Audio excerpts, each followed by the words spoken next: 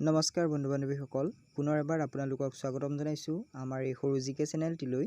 আজি আমি আপোনালোকৰ বাবে কেইটামান অতি গুৰুত্বপূৰ্ণ প্ৰশ্ন উত্তৰ লৈ আহিছোঁ। আজি আমাৰ প্ৰথম প্ৰশ্নটো হৈছে, অসমৰ প্ৰথম শিশু আলোচনীখনৰ নাম কি? ল'ৰা বন্ধু, প্ৰান্তিক, পাতালপুৰী, আইনা। এই প্ৰশ্নটোৰ শুদ্ধ উত্তৰটি হৈছে ল'ৰা বন্ধু। অসমৰ প্ৰথম শিশু আলোচনীখনৰ নাম হৈছে ল'ৰা বন্ধু।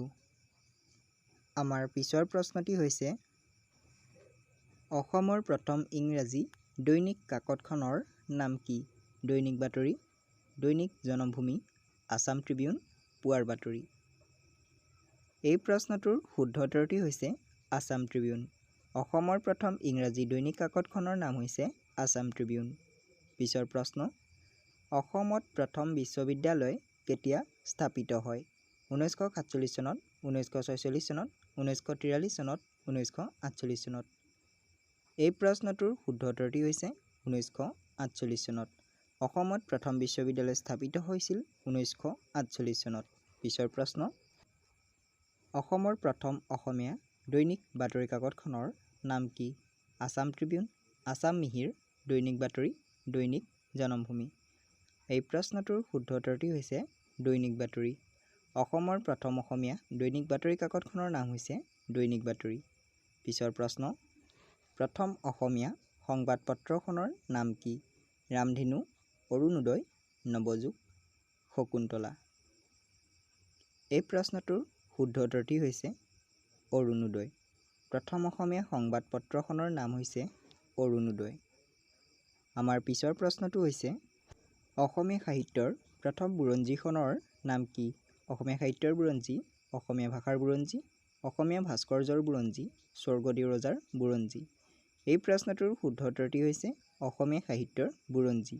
অসমীয়া সাহিত্যৰ প্ৰথম বুৰঞ্জীখনৰ নাম হৈছে অসমীয়া সাহিত্যৰ বুৰঞ্জী। পিছৰ প্ৰশ্ন, সংস্কৃতৰ পৰা অসমীয়ালৈ অনুবাদ কৰা প্ৰথম নাটকখনৰ নাম কি?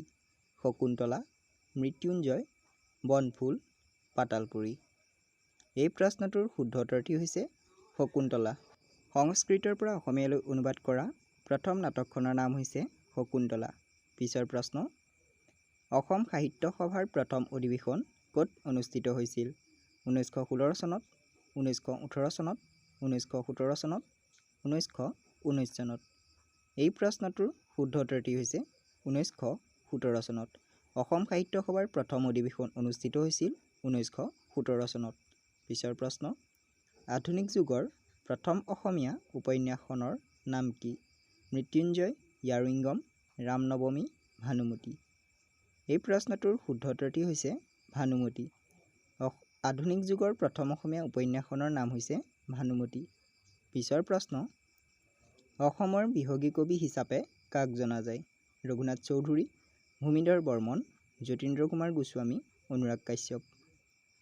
এই প্ৰশ্নটোৰ শুদ্ধ উত্তৰটি হৈছে ৰঘুনাথ চৌধুৰী।